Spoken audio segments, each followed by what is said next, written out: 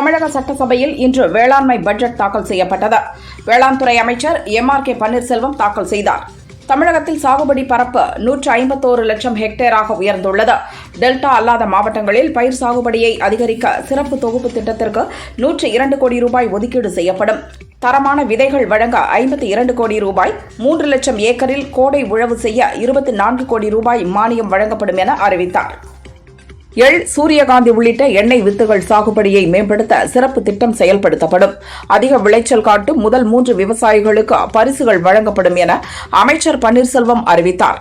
முதல் பரிசாக 2.5 லட்சம், இரண்டாவது பரிசாக 1.5 லட்சம், மூன்றாம் பரிசாக 1 லட்சம் வழங்கப்படும். பட்டியலின விவசாயிகளுக்கு வழங்கப்படும் மானியம் 70% உயர்த்தப்படும் என்றும் கூறினார். மானாவாரி நிலங்களில் 3 லட்சம் ஹெக்டேரில் கோடை உழவு செய்ய ஹெக்டேருக்கு 2000 ரூபாய் மானியம் வழங்கப்படும் என வேளாண் பட்ஜெட்டில் அறிவிக்கப்பட்டுள்ளது. விவசாயிகளின் வாழ்க்கையில் வேளாண் பட்ஜெட் வளர்ச்சியை அதிகரிக்கும் என அமைச்சர் பன்னீர்செல்வம் பேசினார்.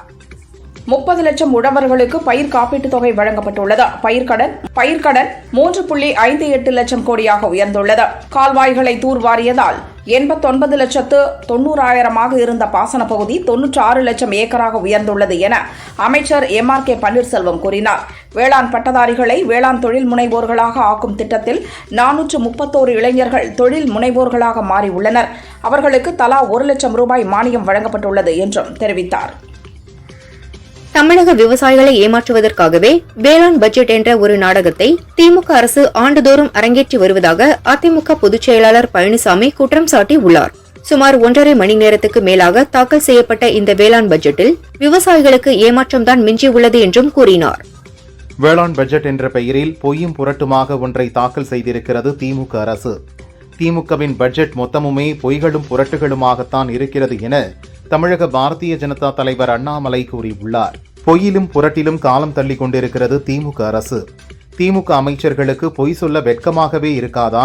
திமுக அரசின் இந்த வேளாண் பட்ஜெட் வெறும் காகித குவியலை தவிர வேறொன்றுமில்லை என்றும் தெரிவித்துள்ளார். இந்தியாவிலேயே அதிகம் கடன் வாங்கும் மாநிலமாக தமிழகம் உள்ளது. போட்ட பட்ஜெட்டிற்கு போட முடியாது என பாஜக மூத்த தலைவர் தமிழிசை சொன்னார். மணல் கொள்ளையும் மதுபான ஊழலும் ஸ்டாலினை வீட்டுக்கு அனுப்பும். ஹிந்தி வந்தால் தமிழ் அழிந்துவிடும் என்று முதல்வர் ஸ்டாலின் தமிழின் சிறப்பை குறைத்து மதிப்பிடுகிறார் என்றும் கூறினார். தமிழக விவசாய பட்ஜெட் வெறும் வெற்று காகிதம். விவசாயிகள் மீது தமிழக அரசுக்கு அக்கறை இல்லை என பாஜக விவசாய அணி தலைவர் ஜி.கே. நாகராஜ் தெரிவித்துள்ளார். டாஸ்மாக் ஊழலை மறைக்கவே மும்மொழி கொள்கை மற்றும் தொகுதி மறுசீரமைப்பு பிரச்சினைகளை முதல்வர் ஸ்டாலின் உருவாக்குவதாக விமர்சித்தார். தமிழக அரசின் 2025-2026 வரவு செலவு திட்டத்தின் நிதி மேலாண்மையை நான் பாராட்டுகிறேன் என முன்னாள் மத்திய அமைச்சர் ப. சிதம்பரம் தெரிவித்தார். முதலீடுகள் செய்வது முக்கியமல்ல, ஆனால் சாலைகள், திட்டங்களை நிறைவேற்றும் போது தரத்தையும் தமிழக அரசு கண்காணிக்க வேண்டும் என்றார். தமிழகத்தில் திமுக ஆட்சியில் இதுவரை வழங்கப்பட்ட அரசு வேலைகள் குறித்து வெள்ளை அறிக்கை வெளியிட வேண்டும் என பாமக தலைவர் அன்புமணி வலியுறுத்தியுள்ளார். 5.5 லட்சம் பேருக்கு அரசு வேலை வழங்குவதாக கூறி ஆட்சிக்கு வந்த திமுக அதில் 10% கூட வேலை வழங்காததை மறைக்க பொய்யான புள்ளி விவரங்களை வெளியிட்டு மக்களை ஏமாற்ற பார்க்கிறது என்றும் தெரிவித்துள்ளார். பாட்டில் டிரான்ஸ்போர்ட், இட்செல் அளவு, தயாரிப்பு ஆலை என டாஸ்மாக் ஊழல் 3 வகைப்படும் என பாஜக மாநில பொருளாளர் எஸ்.ஆர். சேகர் தெரிவித்தார். டாஸ்மாக் ஊழலில் அரசியல்வாதிகள் சம்பந்தப்பட்டிருப்பது அமலாக்கத்துறையால் அம்பலமானது. திமுக தற்போது வசமாக சிக்கிக் கொண்டது எனவும் தெரிவித்தார். டாஸ்மாகில் 1000 கோடி ரூபாய் ஊழல் என அமலாக்கத்துறை தனது முதல் அறிக்கையை வெளியிட்டுள்ளனர். இதன் மூலம் பெரிய ஊழல் வெளிச்சத்திற்கு கொண்டு வரப்பட்டுள்ளது என பாஜக மாநில பொதுச் செயலாளர் கார்த்தியாயினி தெரிவித்தார். அரசாங்க கஜானாவுக்கு வரவேண்டிய பணம் திமுக அமைச்சர் மற்றும் முதல்வர் உட்பட அனைவரின் தனிநபர் கஜானாவுக்கு சென்றுள்ளது என அவர் குற்றம் சாட்டினார். டெல்லி, சத்தீஸ்கர் மாநிலத்தை தொடர்ந்து பெரிய அளவிலான மதுபான ஊழல் தமிழ்நாட்டில் நடந்திருக்கிறது என பாஜக மாநில செயற்குழு உறுப்பினர் கதலி நரசிங்க பெருமாள் தெரிவித்தார். அந்த மாநிலங்களில் நடைபெற்ற மதுபான ஊழல் ஆட்சி மாற்றம் வரை கொண்டு சென்றது என்றும் கூறினார். டாஸ்மாக் ஊழல் குறித்து விரிவான விசாரணை நடத்த வேண்டும் என நாம் தமிழர் கட்சியின் ஒருங்கிணைப்பாளர் சீமான் தெரிவித்துள்ளார். 1 லட்சம் கோடிகளுக்கு மேல் ஊழல் நடைபெற்றுள்ள நிலையில் பாஜக அரசின் அமலாக்கத்துறை திமுக அரசை காப்பாற்ற 1000 கோடி ரூபாய் என குறைத்து கூறி விசாரணையை சுருக்குவது வன்மையான கண்டனத்துக்குரியது எனவும் தெரிவித்தார். தமிழகத்தில் டாஸ்மாக் மூலம் திமுக அரசு 1000 கோடி ரூபாய் ஊழல் செய்துள்ளது என அமலாக்கத்துறையால் உறுதி செய்யப்பட்ட நிலையில் அந்த துறையின் அமைச்சர் செந்தில் பாலாஜி 40,000 கோடி ரூபாய் ஊழல் செய்துள்ளதாக ஒப்புக்கொண்டுள்ளார் என மாநிலங்களவை உறுப்பினர் தம்பிதுரை தெரிவித்தார். டெல்லியின் முன்னாள் முதல்வர் கெஜ்ரிவால் டாஸ்மாக் மூலம் ஊழல் செய்யப்பட்டு சிறை சென்றது போல தமிழக முதல்வர் ஸ்டாலின் சிறை செல்வது உறுதி என கூறினார். திமுகவை முடித்துக்கட்ட செந்தில் பாலாஜி ஒருவரே போதும் என அதிமுக முன்னாள் அமைச்சர் உதயகுமார் கூறினார். அதிமுகவில் செந்தில் பாலாஜியை சேர்க்க வேண்டும் என கூறினோம். ஆனால் பழனிசாமி வேண்டாம் என்றார். சேர்த்திருந்தால் எங்களையும் சேர்த்து ஜெயிலுக்கு அழைத்து சென்று இருப்பார் என்றும் தெரிவித்தார். தமிழ் ஒரு இனிமையான மொழி. தமிழ் இந்த நாட்டின் சொத்து என ஸ்ரீபெரும்புதூரில் மத்திய அமைச்சர் அஸ்வினி வைஷ்ணவ் பேசினார்.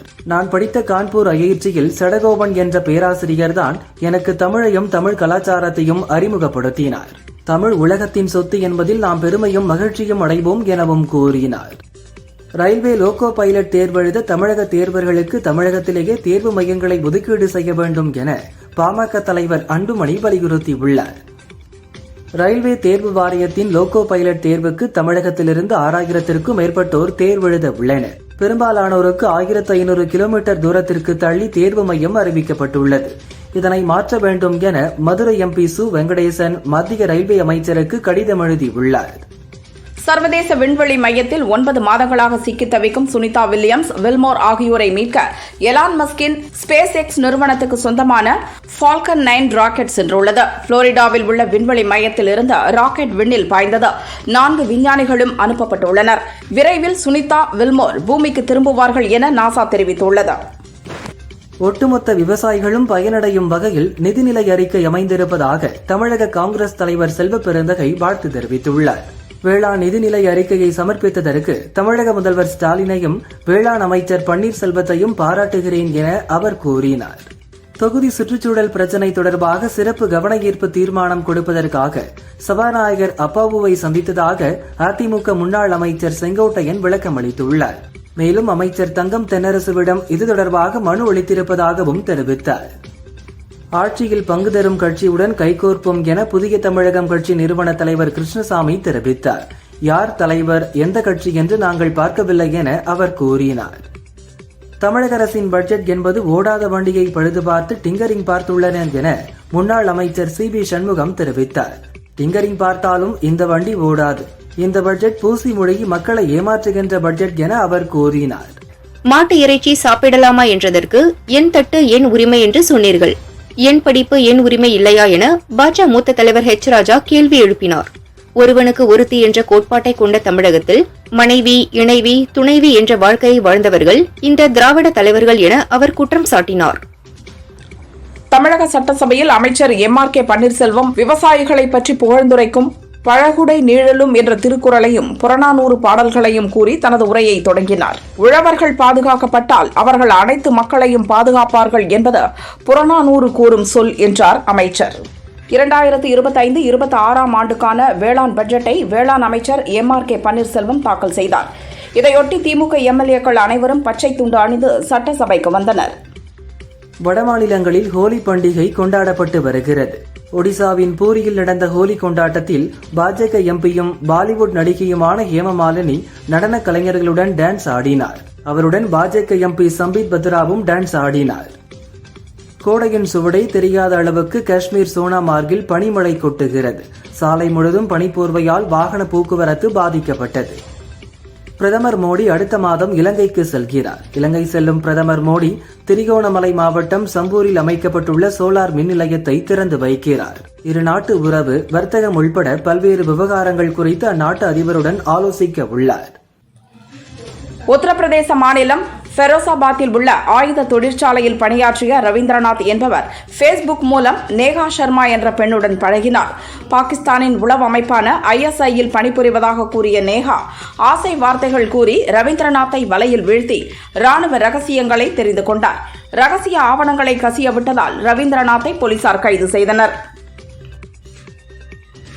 பெண்கள் குறைந்தபட்சம் 2 குழந்தைகளையாவது பெற்றுக்கொள்ள வேண்டும். இது தொடர்பாக கிராமங்களிலும் தொகுதிகளிலும் விவாதம் நடத்தப்பட வேண்டும் என ஆந்திர முதல்வர் சந்திரபாபு நாயுடு கூறினார். மேலும் சிரித்தபடி தேவைப்பட்டால் இது குறித்து வருங்காலங்களில் வீடுகளை கண்காணிக்கவும் அரசு தயங்காது என்றும் தெரிவித்தார். சென்னை IIT மாணவர்கள், பொறியாளர்கள், பேராசிரியர்களின் முயற்சியில் அதிவேக பயணத்திற்கான ஹைப்பர் லூப் திட்டம் பற்றிய முதற்கட்ட ஆய்வுப் பணிகள் நடந்து வருகின்றன. சென்னை வந்த மத்திய ரயில்வே அமைச்சர் அஸ்வினி வைஷ்ணவ் ஹைப்பர் லூப் திட்ட ஆய்வுப் பணிகளை பார்வையிட்டு அது குறித்து ஆய்வாளர்களிடம் கேட்டறிந்தார். செங்கல்பட்டு மாவட்டம் திருப்போரூர் கந்தசாமி கோயிலில் மாசி மாத பிரம்மோற்சவ விழாவின் ஒரு பகுதியாக திருக்கல்யாணம் நடைபெற்றது. பல்வேறு பகுதிகளில் இருந்தும் வந்திருந்த ஏராளமான பக்தர்கள் அரோகரா கோஷம் எழுப்பி வழிபாடு செய்தனர்.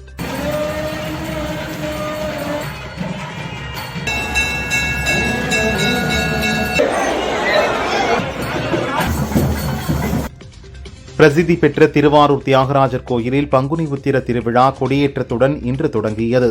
முன்னதாக 54 அடி உயரம் உள்ள கொடிமரத்திற்கு 16 வகையான பொருட்களால் அபிஷேகம் செய்யப்பட்டு மாலை அணிவிக்கப்பட்டது. அதன் பின்னர் நந்தி உருவம் பொறித்த 30 மீட்டர் நீளமுடைய உற்சவ கொடி கொடிமரத்தில் ஏற்றப்பட்டு தீபாராதனை காண்பிக்கப்பட்டது. ஆழி தேரோட்ட விழா அடுத்த மாதம் 7ஆம் தேதி நடைபெறுகிறது. கன்னியாகுமரி மாவட்டம் கப்பியரை வீரபத்திரகாளியம்மன் கோயில் மகா கும்பாபிஷேகம் மற்றும் 39வது ஆண்டு கொடை விழா விமர்சையாக நடைபெற்றது. திரளான பக்தர்கள் பங்கேற்றனர். வெள்ளிமலை சைத்தன்யானந்த ஜி மகராஜ் உட்பட பல சன்னியாசிகள், இந்து அமைப்புகளை சேர்ந்தோர், பாரதிய ஜனதா பிரமுகர்கள் கலந்து கொண்டனர். சிவகங்கை மாவட்டம் திருக்கோஷ்டியூர் ஸ்ரீ சௌமிய நாராயண பெருமாள் கோயில் மாசிமக இரவு தெப்ப உற்சவம் கோலாகலமாக நடைபெற்றது. கூடியிருந்த பக்தர்கள் கோவிந்தா கோவிந்தா என முழக்கமிட்டனர். பெண்கள் குலவையிட்டு வழிபட்டனர். திரளான பக்தர்கள் கலந்து கொண்டனர்.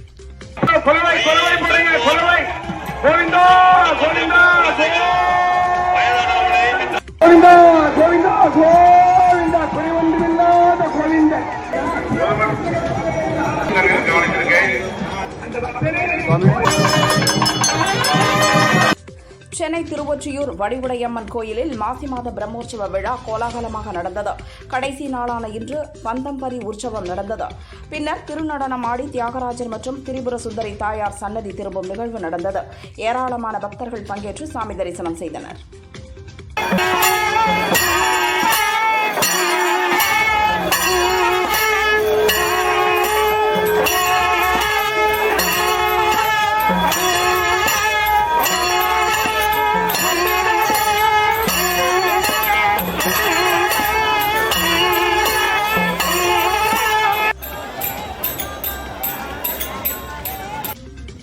சபரிமலை ஐயப்பன் கோயிலில் திருப்பதி மாடலில் சன்னிதானம் முன்புறம் அமைக்கப்பட்டுள்ள புதிய பாதையில் பக்தர்கள் தரிசனத்துக்கு அனுமதிக்கப்பட்டனர். இதில் வந்த பக்தர்கள் திருப்தியாக தரிசனம் செய்ததாக கூறி சென்றனர். தமிழக பள்ளிக் கல்வித்துறையின் கீழ் 37,553 பள்ளிகள் இயங்குகின்றன. இந்த பள்ளிகளில் மார்ச் 1 முதல் மாணவர் சேர்க்கை துவங்கியது. 13 நாட்களில் மட்டும் 67,000த்திற்கும் அதிகமான மாணவர்கள் சேர்ந்ததாக துவக்க கல்வி அதிகாரிகள் கூறுகின்றனர். புதிதாக 5 லட்சம் மாணவர்களை அரசு பள்ளிகளில் சேர்க்க திட்டமிடப்பட்டுள்ளதாகவும் அதிகாரிகள் கூறினர். தெலங்கானா வாரங்கள் தனியார் துணிக்கடைகளின் உரிமையாளர்களான ஆனந்த் மற்றும் ஹேமகுமார் தங்கள் நிலத்தை அடமானம் வைத்து யூனியன் வங்கியிலிருந்து 1.20 கோடி ரூபாய் கடன் பெற்றனர். தவணையை திருப்பி செலுத்தவில்லை. தவறியதால் யூனியன் வங்கி அதிகாரிகள் ஆனந்த் மற்றும் ஹேமகுமாருக்கு சொந்தமான சொத்தை ஏலம் விட்டனர். அந்த ஏலத்தில் சம்பத்குமார் என்ற பில்டர் நிலத்தை பெற்றுக் கொண்டார். இன்று சம்பத்குமார் வங்கி அதிகாரிகளுடன் வந்தார். அப்போது ஆனந்த் மற்றும் அவரது சகோதரர் ஹேமகுமார் இருவரும் தங்கள் மீது பெட்ரோல் ஊற்றி தற்கொலைக்கு முயன்றனர். படுகாயமடைந்த இருவரையும் உடனடியாக மீட்டு சிகிச்சைக்காக மருத்துவமனைக்கு அழைத்து சென்றனர். நாமக்கல் மாவட்டம் குமாரபாளையம் அடுத்த பாதரை பகுதியில் செயற்கை பஞ்சு ஏற்றி வந்த லாரியில் திடீரென தீப்பிடித்தது. தகவல் அறிந்த வெப்படை தீயணைப்புத் துறையினர் தீயை அணைக்க போராடினர். இருப்பினும் லாரி முழுவதும் தீ பரவி தீக்கு இரையானது. இதில் 20 லட்சம் ரூபாய் மதிப்பிலான பஞ்சும் எரிந்து சேதமானது. வெப்படை போலீசார் தீ விபத்து குறித்து விசாரிக்கின்றனர். சேலம் மாவட்டம் ஆத்தூர் நரசிங்கபுரத்தில் தமிழக பட்ஜெட் தொடர்பாக நேரலை ஒளிபரப்ப LED திரையுடன் அமைக்கப்பட்ட பந்தலில் ஆள் இல்லாமல் வெறிச்சோடி காணப்பட்டது. ஆளே இல்லாத கடையில் யாருக்கு சார் டீ போடுறீங்க என நெட்டிசன்கள் கலாய்த்து சோசியல் மீடியாவில் விமர்சித்து வருகின்றனர். ராமநாதபுரம் மாவட்டம் RS மங்கலத்தில் ADSP தனுஷ்குமார் தலைமையில் போலீசார், பேரூராட்சி ஊழியர்கள் மற்றும் பள்ளி மாணவர்களுடன் தன்னார்வலர்களும் இணைந்து தூய்மை பணியில் ஈடுபட்டனர். முன்னதாக தேசிய நெடுஞ்சாலை கைகாட்டி விலக்கில் இருந்து செட்டியமடை வரை துப்புரவு பணி செய்தனர். தொடர்ந்து மாணவர்கள் பொதுமக்களுக்கு விழிப்புணர்வு ஏற்படுத்தினர். சேலம் மாவட்டம் ஆத்தூர் கோரையாற்றின் மேம்பாலம் அருகே சேலம் சென்னை தேசிய நெடுஞ்சாலை ஓரம் குவியலாக காலாவதியான மருத்துவ கழிவுகள், இறைச்சி கழிவுகள் கொட்டப்படுகிறது. இங்கு கொட்டப்படும் கழிவுகளை எரிப்பதால் சுகாதாரம் பாதிக்கப்படுவதுடன் வாகன ஓட்டிகள் அவதிப்படுகின்றனர். மாவட்ட நிர்வாகம் விரைந்து நடவடிக்கை எடுக்க வாகன ஓட்டிகள் வலியுறுத்தினர். கிருஷ்ணகிரி மாவட்டம் ஊத்தங்கரை 4 ரோடு பகுதியில் மண் ஏற்றி சென்ற லாரி 2 வீலர் மீது வேகமாக மோதியது. இதில் நிலை தடுமாறி விழுந்த 70 வயதான ராகவன் என்பவருக்கு கால் முறிவு ஏற்பட்டது. அவரது மனைவி செல்வி மீது லாரி ஏறி இறங்கியது. இதில் சம்பவ இடத்திலேயே உடல் நசுங்கி செல்வி இறந்தார். விபத்து குறித்து ஊத்தங்கரை போலீசார் விசாரிக்கின்றனர். ரயில்வே தேர்வு வாரியம் மூலம் நடத்தப்படும் ரயில் இன்ஜின் உதவி துணைநிலை டிரைவர் பதவிக்கு CBT 2 எனப்படும் 2ஆம் கட்ட கணினி முறை தேர்வுகள் இந்த மாதம் 19ஆம் தேதி நடைபெற உள்ளது. 80% மாணவர்களுக்கு தேர்வு மையம் வெளி மாநிலங்களில் அமைக்கப்பட்டுள்ளது. தமிழகத்தில் தேர்வு மையம் அமைத்து தேர்வு எழுத அனுமதிக்க வேண்டும் என போட்டித் தேர்வாளர்கள் கோரிக்கை வைத்துள்ளனர். சென்னை வளசரவாக்கம் பிருந்தாவன் நகரைச் சேர்ந்தவர் மணி, வயது 65. இவர் வீட்டில் தனியாக இருந்தபோது ஆன்லைனில் மருந்துகள் ஆர்டர் டெலிவரி செய்ய வந்துள்ளதாக கூறி மணியின் கையில் குத்திவிட்டு பணம் மற்றும் நகையை கேட்டு ஒரு நபர் மிரட்டியுள்ளார். இதை பார்த்த அவரது வீட்டு பணிப்பெண் திருடன் என கூச்சலிட்டதால் அந்த நபர் அங்கிருந்து தப்பி சென்றார். வளசரவாக்கம் போலீசார் விசாரிக்கின்றனர். சென்னை ஆதம்பாக்கத்தில் நகைக்கடை உரிமையாளர் மகனை கடத்தி கொலை செய்ய தூத்துக்குடியைச் சேர்ந்த சிலர் சென்னைக்குள் வந்திருப்பதாக சென்னை போலீஸ் கமிஷனர் அருணுக்கு தகவல் கிடைத்தது. அதன் அடிப்படையில் வேளச்சேரி கைவேலி மேம்பாலம் அருகில் வாகன சோதனையில் 3 பேரை விஜயநகரில் வைத்து போலீசார் கைது செய்தனர். அவர்கள் வினோத், பாலமுரளி மற்றும் சுரேஷ் என தெரியவந்துள்ளது. திருச்சி சமயபுரம் பழூர் தனியார் மெட்ரிக் மேல்நிலைப் பள்ளியின் 4ஆம் வகுப்பு மாணவி திஷா கண்ணாடி பேழைக்குள் தொடர்ந்து 20 நிமிடம் 30 வினாடிகள் உஷ்ட்ராசனா யோகாசனம் செய்து உலக சாதனை படைத்தார். அதே மேடையில் 8ஆம் வகுப்பு மாணவன் ராகுல் யோகாவின் சக்கராசனாவை 20 நிமிடம் 30 வினாடி செய்து உலக சாதனை படைத்தார். சாதனை படைத்த 2 மாணவர்களையும் பள்ளி தாளாளர், ஆசிரியர்கள் மற்றும் பெற்றோர்கள் பாராட்டினர். கன்னியாகுமரி மாவட்டத்தில் ரப்பர் மரங்களில் இலை உதிர துவங்கியதால் சில மரங்களில் பால் உற்பத்தி குறைந்து பால் வடிக்கும் தொழில் நிறுத்தப்பட்டுள்ளது. தொடர்ந்து தொழிலாளர்கள் ரப்பர் மரங்களை பராமரிக்கும் பணியில் ஈடுபட்டுள்ளனர்.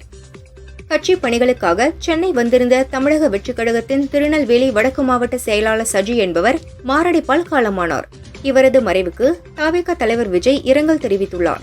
என் மீதும் கழகத்தின் மீதும் அளவற்ற அன்பு கொண்டு பணியாற்றிய சஜியின் குடும்பத்தினர், உறவினர்கள் மற்றும் நண்பர்களுக்கு ஆழ்ந்த அனுதாபங்கள் என தெரிவித்தார். கோவை மாவட்டம் வால்பாறை படகு இல்லம் அருகே மக்கள் கூட்டம் அதிகமுள்ள இடத்தில் திடீரென தேயிலை தோட்டம் வழியாக வந்த காட்டு யானையால் பரபரப்பு ஏற்பட்டது.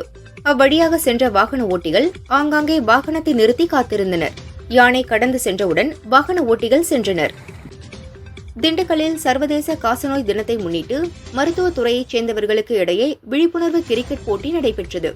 வெற்றி பெறும் அணிகளுக்கு பரிசுகள், கேடயம், சான்றுகள் மற்றும் பதக்கங்கள் கொடுத்து கௌரவிக்கப்பட உள்ளது. 100க்கும் மேற்பட்டோர் கலந்து கொண்டனர்.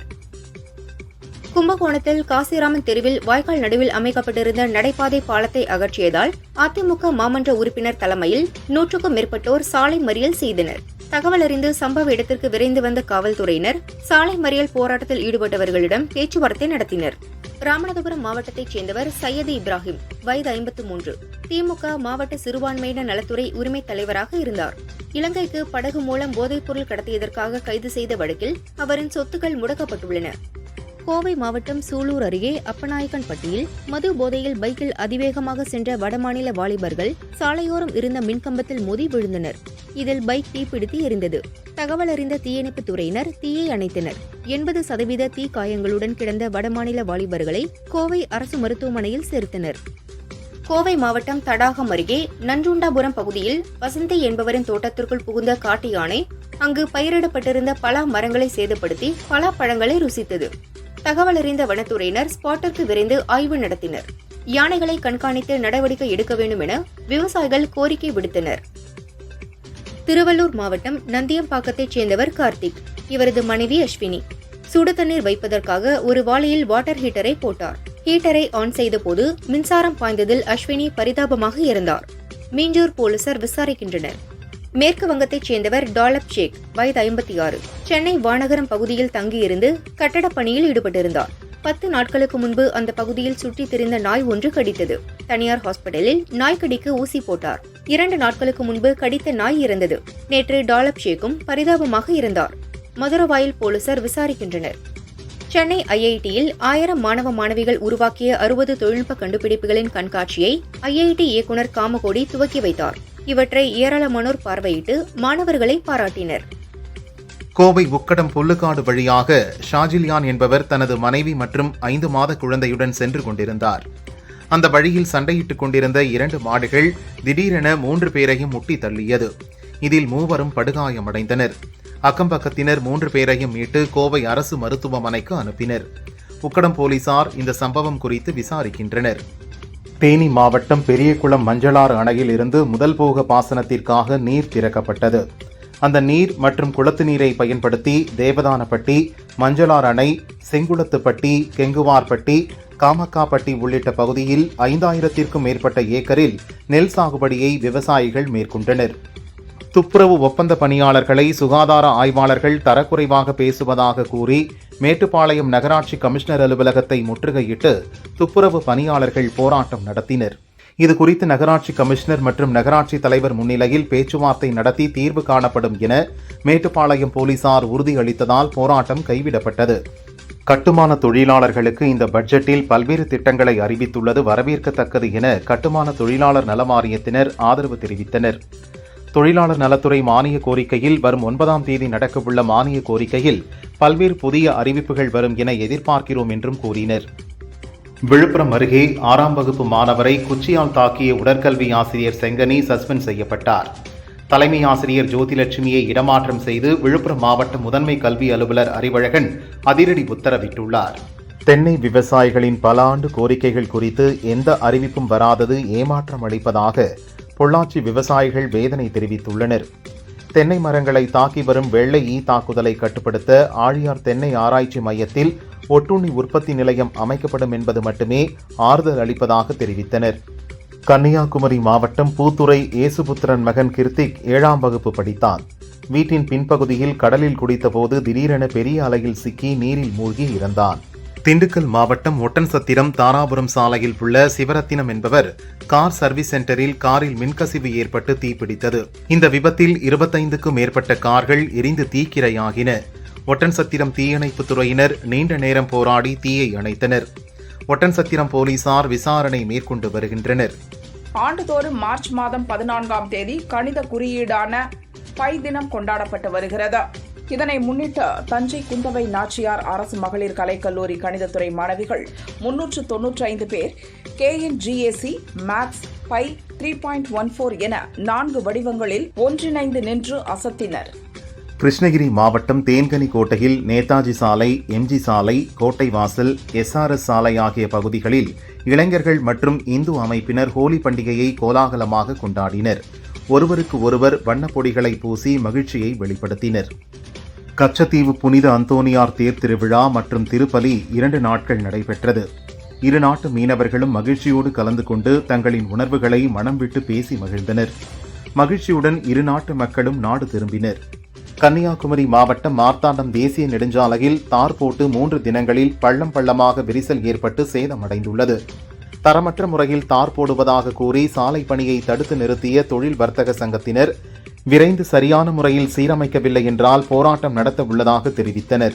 கிருஷ்ணகிரி மாவட்டம் தேன்கனிக்கோட்டை அடுத்த கட்டுனிசே கிராமத்தில் கடந்த 1994ஆம் ஆண்டு பட்டியலின மக்களுக்கு தமிழக அரசு சார்பில் கட்டிக் கொடுக்கப்பட்ட தொகுப்பு வீடுகள் சிதிலமடைந்துள்ளது. நேற்றிரவு அந்த கிராமத்தைச் சேர்ந்த முனிரத்தினமா மற்றும் வெங்கடலட்சுமி ஆகியோர் வீடுகளில் இருந்து சிமெண்ட் பூச்சிகள் விழுந்ததால் அலறியடித்து ஓடினர். இரு குடும்பத்தினரும் தெருவில் படுத்து உறங்கும் நிலைக்கு தள்ளப்பட்டனர். வீடுகளை புதுப்பித்துக் கொடுக்க வேண்டுமென அப்பகுதி மக்கள் அரசுக்கு கோரிக்கை விடுத்தனர். திருப்பத்தூர் மாவட்டம் வாணியம்பாடியில் பட்டப்பகலில் மூதாட்டியிடம் நூதன முறையில் 2 சவரன் தங்க சங்கிலியை பறித்து சென்ற சம்பவம் பெரும் அதிர்ச்சியை ஏற்படுத்தியுள்ளது. வாணியம்பாடி நகர் போலீசார் விசாரணை மேற்கொண்டு வருகின்றனர். ராணிப்பேட்டை மாவட்டம் பணப்பாக்கத்தில் காலணி விற்பனை செய்யும் கடை உள்ளது. உரிமையாளர் வெளியே சென்றிருந்த நிலையில் சிறுவனை அமர வைத்திருந்தார். சிறுவனின் கவனத்தை திசை திருப்பி கல்லாப்பட்டியில் இருந்த 13,000 வடமாநிலத்தைச் சேர்ந்த 2 இளைஞர்கள் திருடி சென்றனர். அது கடையில் இருந்த CCTV கண்காணிப்பு கேமராவில் பதிவாகியுள்ளது. விருதுநகர் நரிக்குடி இருஞ்சரை விலக்கு பகுதியில் அரசு டாஸ்மாக் கடையை உடைத்து 130 மதுபான பாட்டில்களை மர்ம நபர்கள் திருடிச் சென்றனர். நரிக்குடி போலீசார் விசாரணை மேற்கொண்டு வருகின்றனர். சென்னை திருவிக நகரைச் சேர்ந்தவர் சேகரன், வயது 72. குடி போதையில் தகராறு செய்த இவரை மகன் தினகரன் பெல்ட்டால் முகத்தில் தாக்கினார். படுகாயமடைந்தவர் ஹாஸ்பிட்டலில் சிகிச்சை பலனின்றி இறந்தார். இந்த வழக்கை கொலை வழக்காக மாற்றிய திருவிக நகர் போலீசார் தினகரனை கைது செய்தனர். காஞ்சிபுரம் திருக்காளிமேடு பகுதியில் வெடிகுண்டு வீசப்பட்டு ரவுடி வசூல் ராஜா படுகொலை செய்யப்பட்டார். இந்த வழக்கில் போலீசார் 10 பேரை கைது செய்தனர். திருமால்பூர் ரயில் நிலையத்தில் இவர்களை பிடிக்க சென்றபோது தண்டவாளத்தில் விழுந்ததில் 4 பேருக்கு காலில் எலும்பு முறிவு ஏற்பட்டது. திருப்பத்தூர் மாவட்டம் மொளக்காரம்பட்டி அருகே தூங்கிக் கொண்டிருந்த மூதாட்டியை வீட்டின் வெளிப்புற கதவை தாளிட்டு 2 ஆடுகளை அடையாளம் தெரியாத நபர்கள் திருடிச் சென்றனர். இதுகுறித்து கந்திலி போலீசார் விசாரணை மேற்கொண்டு வருகின்றனர். ராணிப்பேட்டை மாவட்டம் சோளிங்கர் அடுத்த கூடலூர் பகுதியில் வாகன தணிக்கையில் ஈடுபட்டிருந்த போலீசார் அவ்வழியாக 2 வீலரில் குட்கா கடத்தி வந்த சுகுமார் என்பவரை கைது செய்தனர். அவரிடமிருந்து 14 கிலோ குட்கா பொருட்கள், கடத்தலுக்கு பயன்படுத்தப்பட்ட இருசக்கர வாகனம் ஆகியவற்றை பறிமுதல் செய்து விசாரித்து வருகின்றனர். காரைக்காலில் 2 சிறுமிகளிடம் பாலியல் சீண்டலில் ஈடுபட்ட 58 வயதான முகமது சுல்தான் இப்ராஹிமிற்கு 10 ஆண்டுகள் சிறை தண்டனையும் 20,000 ரூபாய் அபராதமும் விதித்த காரைக்கால் போக்சோ சிறப்பு நீதிமன்றம் தீர்ப்பளித்துள்ளது. வெளிநாட்டிலிருந்து கடத்தல் தங்க நகைகளை கொண்டு வரும் குருவியாக செயல்பட்ட புதுச்சேரியைச் சேர்ந்த முகமது ஷர்மிளா என்ற பெண்ணுக்கு கொலை மிரட்டல் விடுக்கப்பட்டதாக புகார் எழுந்துள்ளது. அப்பெண் அளித்த புகாரின் பேரில் 11 பேர் மீது வழக்கு பதிந்து போலீசார் விசாரித்து வருகின்றனர். விழுப்புரத்தில் நீர்மோர் பந்தல் திறப்பிற்கு ஏற்பாடு செய்ய செல்போன் கடையில் பணம் கேட்டு திமுகவினர் மிரட்டிய சிசிடிவி காட்சிகள் வெளியாகியுள்ளன. அமைச்சர், எம்எல்ஏ, மாவட்ட செயலாளர்கள் கலந்து கொள்ளும் நிகழ்வு பணம் தரவில்லை என்றால் கடையினை பூட்டு போட்டு பூட்டி விடுவேன் என மிரட்டிச் சென்றுள்ளனர். காஷ்மீர் குறித்து பாகிஸ்தானின் நிலைப்பாட்டை ஏற்கவே முடியாது என ஐநாவில் இந்தியா திட்டவட்டமாக தெரிவித்துள்ளது. அவர்கள் வழக்கம் போலவே காஷ்மீர் குறித்து பேசத் தொடங்கியுள்ளனர். காஷ்மீர் குறித்து பாகிஸ்தானின் முன்னாள் வெளியுறவு செயலாளர் நியாயமற்ற குற்றச்சாட்டை முன்வைத்துள்ளார் என இந்தியாவிற்கான நிரந்தர தூதர் பர்வதனேனி ஹரிஷ் கூறினார். ஸ்பேஸ் எக்ஸின் ஸ்டார்ஷிப் ராக்கெட் அடுத்த ஆண்டு இறுதியில் செவ்வாய் கிரகத்திற்கு பயணிக்கும் என எலான் மஸ்க் தெரிவித்தார். செவ்வாய் கிரகத்திற்கு அனுப்பப்படும் ஸ்டார்ஷிப்பில் மனித ரோபோவும் சேர்த்து அனுப்பப்பட உள்ளது. அமெரிக்க அதிபர் ஆனதிலிருந்தே டொனால்டு ட்ரம்ப் பல அதிரடி நடவடிக்கை எடுத்து வருகிறார். முக்கியமாக சட்டவிரோத குடியேற்றத்தை தடுப்பதில் ட்ரம்ப் நிர்வாகம் கடுமையாக செயல்படுகிறது. இதனால் பாகிஸ்தான், ஆப்கானிஸ்தான், பூட்டான் உள்பட 41 நாடுகளைச் சேர்ந்தவர்கள் அமெரிக்காவுக்குள் நுழைய தடை விதிக்கப்படலாம் என்ற தகவல் வெளியாகியுள்ளது. அமெரிக்கா மற்றும் ஐரோப்பிய நாடுகளுக்கு மிகப்பெரிய அச்சுறுத்தலை கொடுத்து வரும் இயக்கம் ISIS. ISIS இயக்கத்தின் முக்கிய தலைவர்களில் நம்பர் 2 அப்துல்லா மக்கி முஸ்லிக் அல் ரிஃபை அமெரிக்காவின் அதிரடி வான்வழி தாக்குதலில் கொல்லப்பட்டுள்ளார். இந்த ஆண்டு IPL தொடரை பஞ்சாப் அணி கைப்பற்ற வேண்டும் என்று நான் நினைக்கிறேன். ஏனெனில் நான் ஒரு பஞ்சாபி, அவர்கள் வெற்றி பெற வேண்டும் என்ற ஆசை என்னிடம் உள்ளது என முன்னாள் வீரர் ஹர்பஜன் சிங் தெரிவித்தார். அதோடு IPL தொடரில் ஒரு புதிய அணி சாம்பியனாக வேண்டும் என்று நான் விரும்புகிறேன். இதற்கு மேல் என்ன சொல்வது என்று தெரியவில்லை என அவர் கூறினார். தயாரிப்பாளர் சசிகாந்த் முதன்முறையாக இயக்கியுள்ள படம் டெஸ்ட். மாதவன், சித்தார்த், நயன்தாரா ஆகியோர் முக்கிய வேடத்தில் நடித்துள்ளனர். கிரிக்கெட்டை மையப்படுத்தி உருவாக்கியுள்ள இப்படம் முதலில் தியேட்டர் வெளியீடாக தயாரானது. இப்போது OTTயில் ஏப்ரல் 4 வெளியாகிறது. இதில் நயன்தாராவின் அறிமுக வீடியோவை வெளியிட்டுள்ளனர். குமுதா என்ற வேடத்தில் ஆசிரியையாக அவர் நடித்துள்ளார். நயன்தாரா கூறுகையில், காதல் அசைக்க முடியாத நம்பிக்கையின் கதைதான் டெஸ்ட். அதை மக்கள் காண ஆவலுடன் இருக்கிறேன் என்றார். தெலுங்கு நடிகரும் முன்னாள் அரசியல்வாதியுமான சிரஞ்சீவிக்கு யுனைடெட் கிங்டம் பார்லிமெண்டில் மார்ச் 19ஆம் தேதி பாராட்டு விழா நடைபெறவுள்ளது. சமுதாயத்திற்கு சிறப்பான பங்காற்றியதற்காக இந்த விருது அவருக்கு வழங்கப்படுகிறது. பிரிட்ஜ் இந்தியா அமைப்பும் சிரஞ்சீவிக்கு வாழ்நாள் சாதனையாளர் விருதை வழங்கி கௌரவிக்கிறது. சினிமா, பொது சேவை, கலாச்சார தலைமைத்துவத்திற்காக இந்த விருது வழங்கப்படுகிறது. நடிகர் தனுஷ் தற்போது ஹிந்தியில் தேரே இஸ்மைன் என்ற படத்தில் நடிக்கிறார். கீர்த்தி சனோன் நாயகியாக நடிக்க ஆனந்த் எல் ராய் இயக்குகிறார். டெல்லியில் இதன் படப்பிடிப்பு நடக்கும் நிலையில் அங்கு படக்குழுவினர் ஹோலி பண்டிகையை கொண்டாடினர். அந்த போட்டோக்களை பகிர்ந்த லைட்ஸ், மெஹரா, ஹோலி நிறங்கள் குறைந்தாலும் காதல் அதிகம் என்று குறிப்பிட்டுள்ளார் கீர்த்தி சனோன். ஆதிக் ரவிச்சந்திரன் இயக்கத்தில் அஜித், த்ரிஷா நடித்துள்ள குட் பேட் அக்லி படம் ஏப்ரல் 10 வெளியாகிறது. இந்த படத்தின் கதை சுருக்கம் என ஒரு தகவல் வலைதளங்களில் உலா வருகிறது. அதாவது, ஒரு தாதா வன்முறை வாழ்க்கையிலிருந்து விலகி தனது குடும்பத்துடன் அமைதியாக வாழ முயற்சிக்கிறார். ஆனால் கடந்த காலத்தில் அவர் செய்த செயல்கள் அவரை பின்தொடர்கின்றன. அதை அவர் எப்படி சமாளிக்கிறார் என்பதுதான் கதையா. இதை பார்த்துவிட்டு ரசிகர்கள் இதுபோல் நிறைய கதை வந்துவிட்டது, குறிப்பாக விஜய் நடித்த லியோ படம் கூட இந்த கதை என பதிவிட்டு வருகிறார்கள். நடிகர் பிருத்திவிராஜ் இயக்கத்தில் மோகன்லால் நடிப்பில் 2019 வெளியான லூசிபர் படம் வரவேற்பை பெற்றது.